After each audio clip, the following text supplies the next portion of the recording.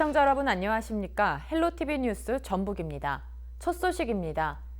직장에서 지위나 관계 우위를 이용해 고통을 주는 행위를 방지하는 직장 내 괴롭힘 금지법이 지난해 7월 시행됐는데요. 남원시 자원봉사센터 소속 직원들이 상사의 부당한 업무 지시와 공개적 모욕 등 소위 갑질 행위에 대한 피해를 받고 있다고 호소하고 있습니다. 직원들은 센터장의 퇴진을 요구하며 집단 반발하고 있지만 해당 센터장은 업무 지시일 뿐 갑질 행위가 아니라고 반박하고 있습니다. 김남호 기자가 취재했습니다. 남원시청 앞 광장입니다. 남원시 자원봉사센터 소속 직원들이 센터장으로부터 폭언 등으로 어려움을 겪고 있다고 폭로했습니다. 직원들은 센터장으로부터 평소 잦은 폭언과 함께 일과 이후 업무를 강요당했다는 겁니다. 공개적인 석상에서 직원들 인격 모독하고 비하 발언이 가장 많았습니다. 저희가 계약직이긴 하나 그걸 직원들을 압박하시면 안 되잖아요. 그런 점이 저희는 정말 가장 크게 힘들었습니다. 직원들은 센터장의 괴롭힘으로 지난 3년여 동안 센터를 떠난 직원이 10명이 넘는다고 주장합니다. 해당 센터장은 업무 지시를 하는 과정에서 발생한 것을 갑질이라고 하는 직원들의 말에 동의할 수 없다고 반박했습니다. 직장 내 괴롭힘보다는 이렇게 업무를 추진하는 과정에서 이제 업무가 이게 많고 이제 그러다 보니까 본인이 이렇게 그렇게 느낀 것 같아요. 저 같은 경우도 정말 힘들거든요. 오히려 제가 역으로 지금 당하고 있다고 그렇게 생각이 듭니다. 남원시 자원봉사센터는 조만간 인사위원회를 열어 해결 방안을 찾겠다고 밝혔습니다. 인사위원회에서 중재를 하려고 측근한도 그분들하고 상의를 해서 이걸 슬기롭게 풀어서 아주 우리 남원의 명예도 좀 실추가 되지 않게 하고 그분들도 마음이 좀 치유가 안 될 수 있도록 적극적으로 노력을 하겠습니다. 자원봉사센터 운영비와 인건비를 지원하고 있는 남원시는 센터가 위탁 형식으로 운영돼 인사권 행사 등 직접적인 관여는 어렵다는 입장입니다. 다만 직원들이 주장하는 갑질 의혹에 대해서는 조사를 벌이겠다고 밝혔습니다. 이런 사태를 그냥 보고 저도 접하고 앞으로 또 그런 점도 한번 고려해봐서 한번 검토 한번 해보겠습니다. 어떤 다른 자세한 재난 전국적으로 한번 상황을 봐가지고 그런 것을 해결할 수 있는 방안도 한번 내놓도록 하겠습니다. 남원 지역 봉사단체 200여 곳과 자원봉사자 19,000여 명을 관리하는 남원시 자원봉사센터. 직원들은 광주지방노동청에 직장 내 괴롭힘을 당했다며 신고서까지 제출했습니다. 업무 지시라는 이름으로 직원들이 어려움을 겪는 상황이 발생하고 있는 것은 아닌지 점검이 필요해 보입니다. 헬로티비 뉴스 김나호입니다. 총선이 80여일 앞으로 다가오면서 예비 후보자들의 공약이 하나둘 나오고 있습니다. 이런 가운데 김제시 부안군 선거구에선 더불어민주당 내 잡음이 이어지고 있습니다. 후보자의 선거법 위반 논란 속에 중앙당 차원의 진상규명을 요구하는 목소리도 나옵니다. 정명기 기자입니다. 인구 감소가 심각한 김제시와 부안군의 경우 화두는 단연 인구 정책입니다. 이번 국회의원 선거에 임하는 예비 후보들은 자신의 입장이나 공약을 알리기 위해 기자 간담회를 자청하고 있습니다. 17대부터 19대까지 국회의원을 3번 역임한 김춘진 예비 후보는 김제시 인구를 10만 명까지 늘릴 수 있다고 공언합니다. 젊은이들이 다시 찾는 김제 부안을 만들어야 합니다. 문재인 대통령 비서실 행정관을 지낸 이원택 예비 후보는 같은 당에서 경쟁 중입니다. 이 후보도 인구 감소와 지방 소멸을 막고 김제와 부안의 몫을 찾겠다고 출마의 변을 내놓습니다. 지역을 살리는 핵심은 청년과 청소년, 아이들이 지속가능 도시로. 그러나 경선을 앞둔 두 후보 간 과열 기류의 우려도 계속됩니다. 김 후보 측은 이 후보가 부정선거 운동을 벌였다며 얼마 전 전주지방검찰청에 고발했습니다. 자신은 지난 지방선거 때 불법 선거를 내서 벌금형을 받은 송하진 현 지사의 직접 피해자라며 사과를 내도 부족한데 대리인인 이 후보를 내세웠다고 비판했습니다. 불법 선거 운동에 대한 확실한 자료를 이미 수사기관에 제출했기 때문에 결과를 지켜보시면 알 겁니다. 그러나 이 후보는 예비 후보 등록 전에 인사차 인지도를 높이는 정당한 행위였다며 문제될 게 없다고 밝혔습니다. 출마할 테니 지지해달라. 이건 사전선거운동입니다. 제가 단언코 말씀드립니다. 저는 그런 말씀을 드린 적이 없습니다. 이런 가운데 김제시 의회 의장을 비롯한 민주당 시의원 6명은 김 후보의 당에 해를 끼치는 행위를 바로잡아달라며 최근 중앙당에 탄원서를 제출했습니다. 헬로티비 뉴스 정명기입니다. 공공기관이나 사설업체에서 환경미화나 경비 업무를 하시는 분들의 경우 상대적으로 어르신들이 많은데요. 정부가 이른바 고령자 친화직종 노동자의 정년을 65세로 설정할 것을 권고하고 있습니다. 그런데 현실은 어떨까요? 전북도청과 산하기관의 실태는 제각각이어서 형평성 논란이 일고 있습니다. 김남우 기자가 취재했습니다. 전북도청 소속 환경미화원 30명은 올해부터 정규직으로 전환됐습니다. 하지만 공공부문 청년 연령인 만 60세를 넘어선 미화원 11명은 기간제 신분을 벗어나지 못했습니다. 전북도청에서 15년째 환경미화 업무를 하고 있는 만 61세 최순희 씨도 그 가운데 한 명입니다. 60세 하고 기간제로 넘어가지 않게라도 해줘야 하는데 기간제 넘어가서 차별하고 하니까 이런 걸 정말 다시 저기해서 해줬으면 좋겠어요. 도청에서 그런 걸 안 해주면 누가 해주고 누가 어디 가서 이러고 저기 하겠어요. 너무 천대받은 것 같아갖고 그때 상황에 지금 이제 시일이 가서 그런지 너무 좀 서글프고. 전라북도 산하기관은 어떨까? 11개 산하기관 중 5개는 만 65세, 6개는 만 60세를 정년으로 정해 형평성 논란이 일고 있습니다.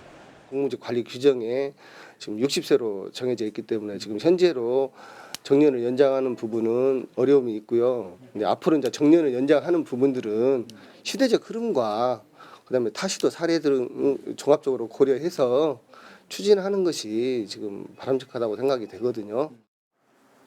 현 정부는 공공부문 정규직 전환 가이드라인에서 고령자 친화 직종인 환경미화와 경비 종사자의 청년을 만 65세로 설정할 것을 권고하고 있습니다. 하지만 실제 적용된 경우는 많지 않습니다. 이 때문에 전북도의회는 조례 개정을 통해 고령자 친화 직종, 정년 만 65세 의무화를 추진할 계획입니다. 다른 공무직들과 균형을 맞춰야 된다라는 이유로 60세로 정한 것이 지금 잘못된 거고, 공무직 조례 개정이 좀 필요할 것 같고요. 산하기관들에 대해서는 뭐 조례 개정이 필요하다고 하면 그걸 검토할 계획입니다. 헬로티비 뉴스 김나우입니다.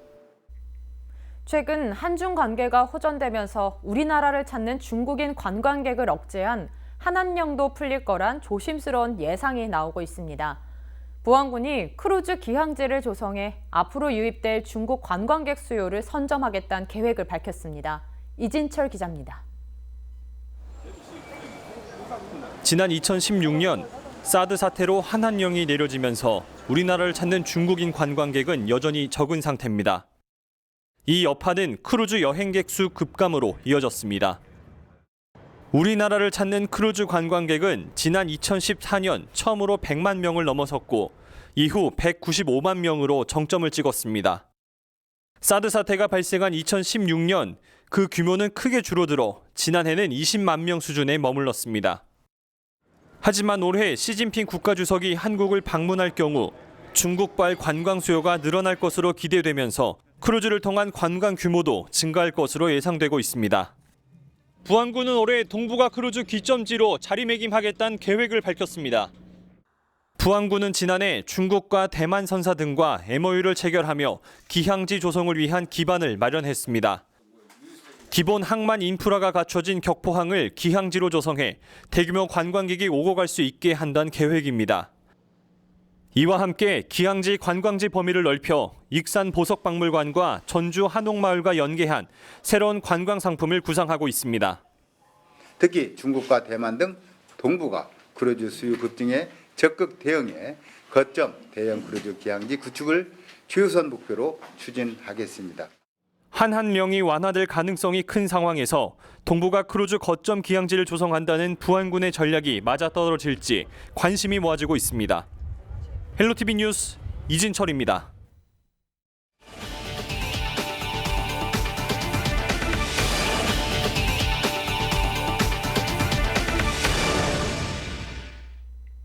호남의 우도 농악을 보존하고 전수하는 데 열을 올리는 곳이 있습니다. 바로 고창 농악 전수 교육관인데요. 누구나 쉽게 즐길 수 있는 체험부터 좀 더 깊이 배울 수 있는 합숙 프로그램까지 마련해 고창 농악의 진정한 매력을 널리 소개하고 있습니다. 정명기 기자입니다.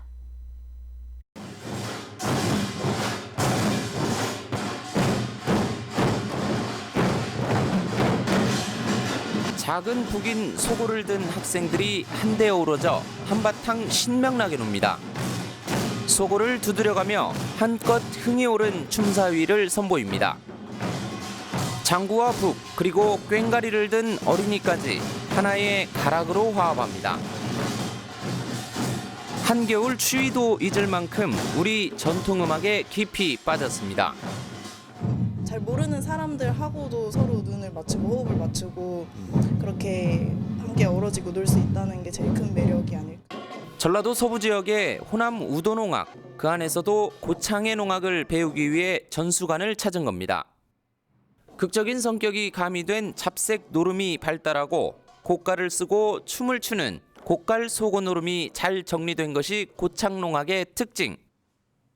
고창농악 전수교육관은 고깔 소고춤과 꽹과리, 설장구와 같은 특기를 누구나 배울 수 있도록 지도하고 있습니다.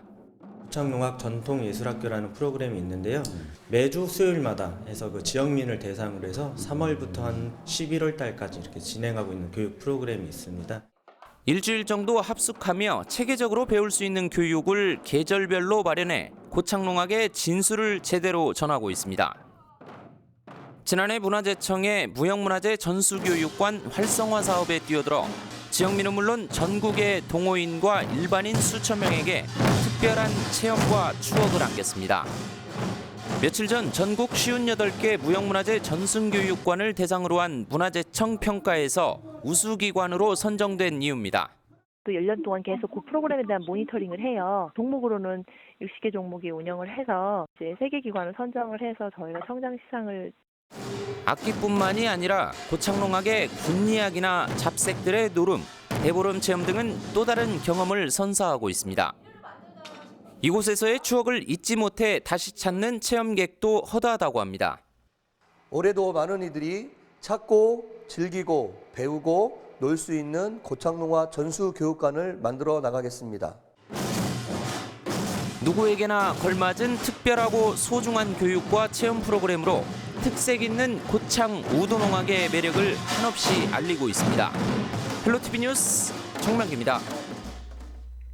순창 지역에는 아름다운 섬진강과 강천산, 메타세카이아길을 비롯해 볼거리가 많은 곳인데요. 순창의 사계절 풍경을 차 안에서 즐길 수 있는 하프 오픈탑 시티투어 버스가 오는 3월부터 운행될 전망입니다. 순창구는 시티투어 버스를 도입해 올 3월부터 본격 운영에 들어간다고 밝혔습니다.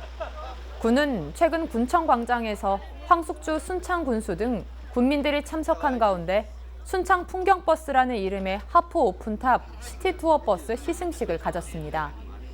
하프 오픈탑 시티투어 버스는 순창의 지형적 특성을 고려하면서 아름다운 풍경을 차 안에서 관람할 수 있도록 버스 뒷칸 전면이 개방된 차량입니다. 버스에서 새로운 느낌과 시각으로 순창의 사계를 느낄 수 있도록 했기 때문에 보다 많은 관광객들이 순창을 방문할 것으로 기대하고 있습니다.